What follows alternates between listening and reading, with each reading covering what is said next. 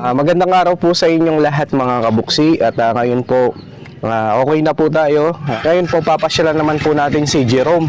Yung pong nakita natin na nakaraan na nagkakalis ng tubo. Ngayon papasyalan po natin at meron po tayong panibagong tulong po kay Kuya Jerome. May dala po tayong grocery at bigas.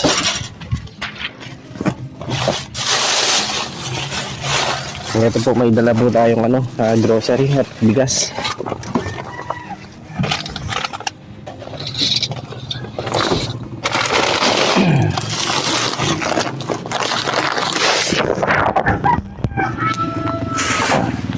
Tara po mga kabuksig, pasyalan po natin si Kuya Jerome.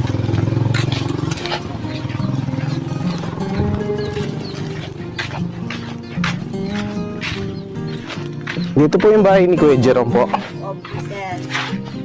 Tao po.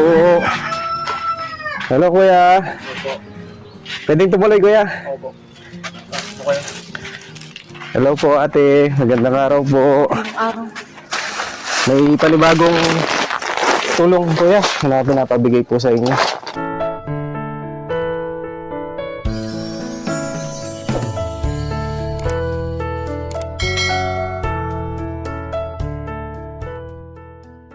Magandang araw Kuya Jerome, no? Si Kuya Jerome. Si Kuya Jerome po yung nakita po natin nung nakaraan, no? Siguro mga nasa isang buwan na, no Kuya? Opo. Na yung kayo po yung nagkakalis ng tubo, no? Opo. Kaya Kuya Jerome, kaya pinuntahan namin kayo dito para kumustahin. At meron kaming panibagong tulong na bigay ni Ma'am Elizabeth Talavera. At ito si ate, asawa niyo Kuya. Opo. Anong pangalan mo ate? Rachel. Rachel. Oh, Ilang taon ka na ate? 26. Bali, ito po yung anak niya po. Anong pangalan ni baby? Giselle.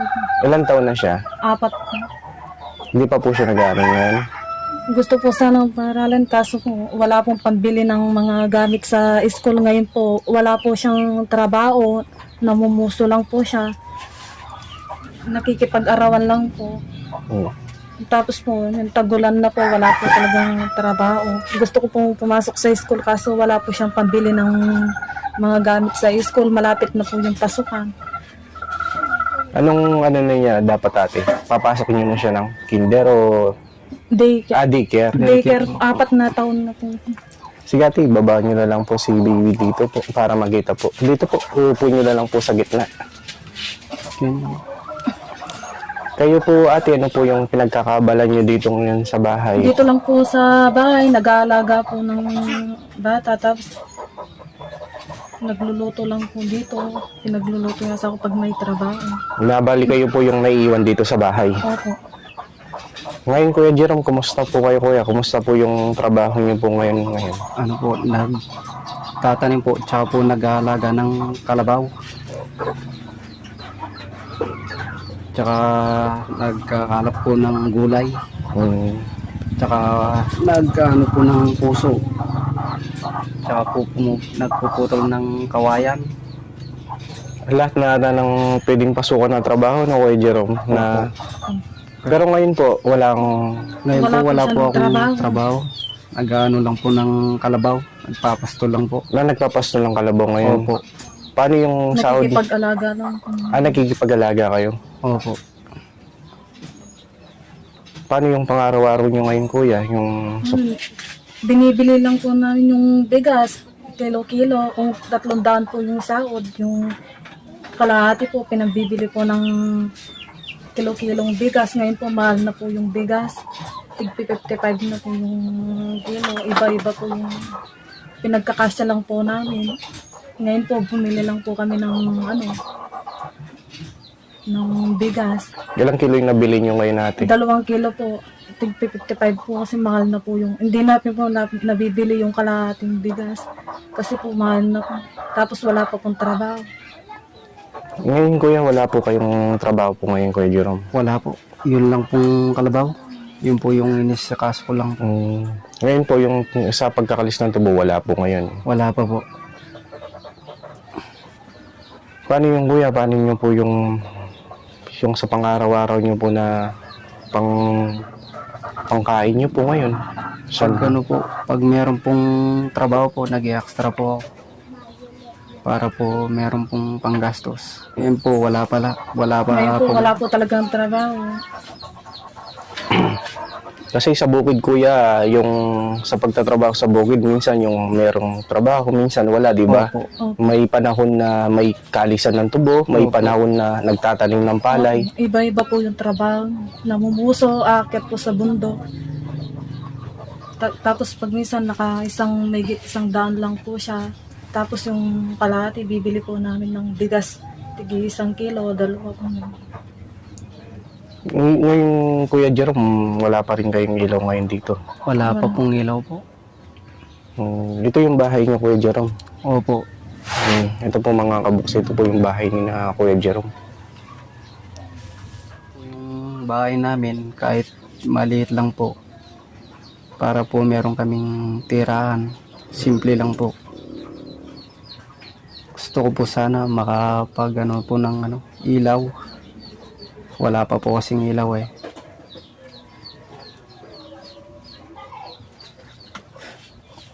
Kasi mahirap pa po yung trabaho ngayon. Tapos na po yung mga taniman ng palay. Wala na pong trabaho. Nag-ano lang po na kalabaw talaga ngayon.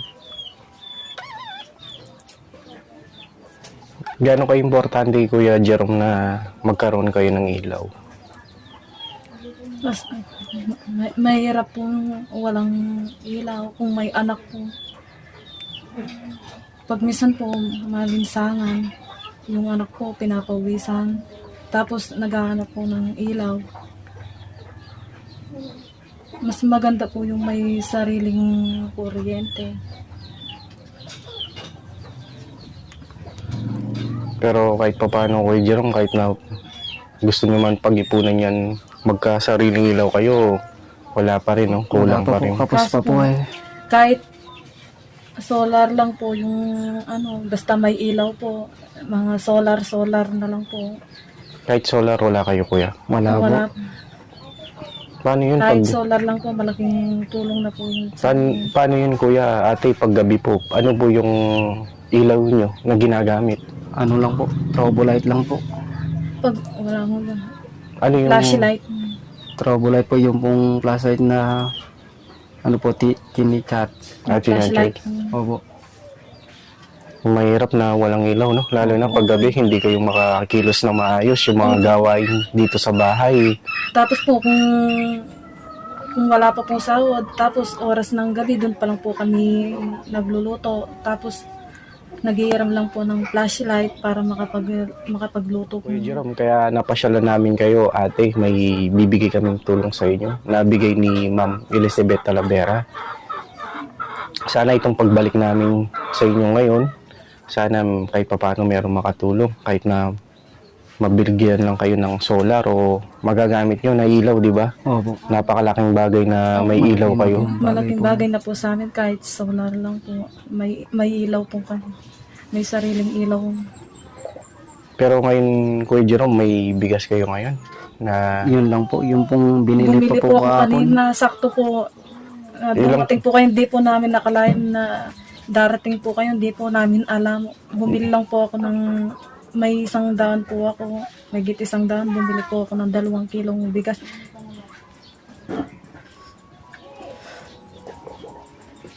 Ngayon po, di namin po bibili yung bigas. Malaking tulong na po sa amin. anong maliban sa bigas, ano pang binili nyo kanina, ate? Ano, Kahit wala may, basta may bigas po, kahit anong ulam. Gulay lang po yung Gulay. ulam po eh. Hmm. Sitaw.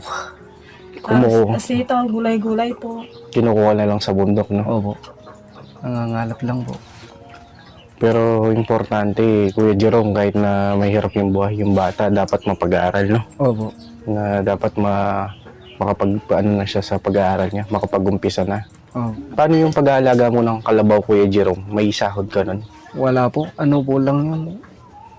Taon pa po yung bibilangin po. After 3 years, 3 years after po 3 ba? years po bago po makapagsarili ng bago po manganganak yun. Paano yung laban mo dun, kuya, na pag nanganak yung kalabaw, bibigyan ka nila? Opo, yung pong una, sa akin po yun, pag napanganak ko pong isa.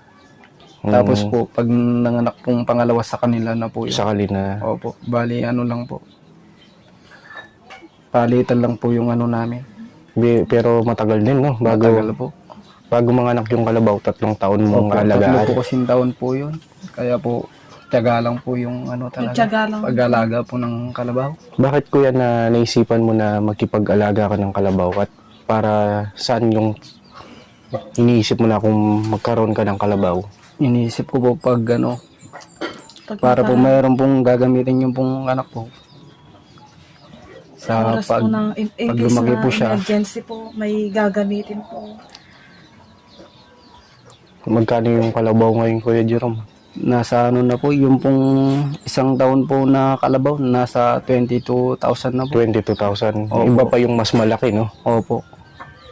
Pero yung kalabaw kasi napaka-importante dun nun na magagamit sa pagsasaka, di ba? Opo, pagsasaka Opo. po. Anong pangarap mo, Kuya Jerome, para sa anak mo? Ang pangarap ko lang po sa anak ko, ano, matapos pong pag-aaral niya. Yun lang po. Kayo po, ate, nakatapos po kayo sa pag-aaral? High school 4th year. Hindi nyo na napagpatuloy po. Ngayon po ngayon yung kahirapan nyo po ngayon na nararanasan nyo po ngayon, dapat wag nyo na pong iparanas sa anak nyo po. Opo. Kailangan yung anak nyo naman po yung ano yun nyo po ngayon. Mapagpatuloy niya yung pag-aaral niya. Opo. Lang po yung ano, yung ipapamahan namin po sa kanya. Para po makatapos yung pag-aaral niya talaga. Pagdating pong panahon, no, makikilibangan po yung ano niya, pag-aaral niya. Ngayon po mga kabuksi, muli po nating binalikan si Kuya Jerome. Siya po yung nakita po natin na nagkakalis ng tubo. At ngayon po, muli po natin binalikan. At meron po tayong panibagong tulong po na bigay po ni Ma'am Elizabeth Talavera. Ate, kuya, may dala po kaming 25 kilos na bigas. Sabi nyo nga, bumili lang po kayo ng 2 kilo kanina, no? Opo. Ngayon, may 25 kilos na bigas po kayo. Tapos may sabon panligo, panlaba at grocery po. May dilata, noodles, biskuit. Tapos may toyo, suka. Ito po. Tawagin. Ayan po. Marami po salamat sa tulong pong binigay ninyo. Malaki pong bagay po ito. Kasi po di namin po mabibili ito sa arawan po ng trabaho ko. Malaki pong bagay ito sa tulong niyo. Salamat po. Maraming salamat din po kay Ma'am Elizabeth Talavera dito po sa binigay niyong bigas sa amin. Hindi na namin po mabibilin ito dahil wala na pong trabaho ngayon. Ngayon po tag-ulan na, iniisip po namin yung panggastos namin pang araw-araw. Bumibili lang po kami ng kilo-kilong bigas. Ito kuya, ate, no? Itong bigay tulong ni Ma'am Elizabeth Talavera, sana kahit paano makatulong po sa pang-araw-araw nyo. At sana hindi lang dito matapos yung pagbigay namin ng tulong sa inyo. Sana mabigyan din kayo ng ilaw, no? At lalo na makapag-aral yung bata, no? Opo. Kung sa tatansya nyo, yung bata nakapag-enroll na pero nakapag-buy na. Napalista na po kaso iniisip ko wala pa pong pambili pong ano eh. Pambili ng gamit niya. Opo. O, sige kuya, ayaan nyo sana mayroon pang makatulong po sa inyo, no? Ngayon po malapit na po yung pasukan. Bali, iniisip nyo lang yung gagamitin ng bata ang mga gamit niya. Opo. Tulad ng uniforme, ganun, no? Uniforme po. Sige. At ngayon po mga kabuksi, muli po nating nabalikan si na kuya. At maraming salamat po kay Ma'am Elizabeth Talavera. Sa lahat po ng mga sponsor po natin na nasa ibang bansa, na walang saong pagtulong at pagmamahal niyo po sa mga kababayan po nating mahirap at nangangailangan. At kuya, hindi na po kami magtatagal, no ate? Opo, salamat. Maraming salamat din. Maraming po salamat. Maraming salamat po kay Sir Buxi at saka sa sponsor po sa Sa lahat po ng sponsor. Salamat binibigay po. niyo pong tulong sa amin. Sana marami pa po kayong matulungan. sa mga tulad namin may hirap. Opo. Kasi ate, kuya, kahit na alam ko na napakahirap ng pamumuhay nyo, pero importante doon na nagsusumikap kayo, Opo. na ginagawa nyo lahat ng makakaya nyo na buhayin yung pamilya nyo, yung anak mo kuya, Opo. pero sa kakulangan ngayon, wala pang sapat na pera para Wala pa po. mabilan siya ng uniform, mga gamit sa school, no kuya? Opo. O, sige kuya, magdasal natin, no? Opo. Pag-pray natin na sana mayroon pang makatulong sa inyo. Sige po mga kabuksi, maraming salamat po sa inyong lahat at lagi po kayong mag-ingat. Pagpalain po tayo ng Panginoon. Sige ate, kuya. Sige po, bye-bye po. Salamat po.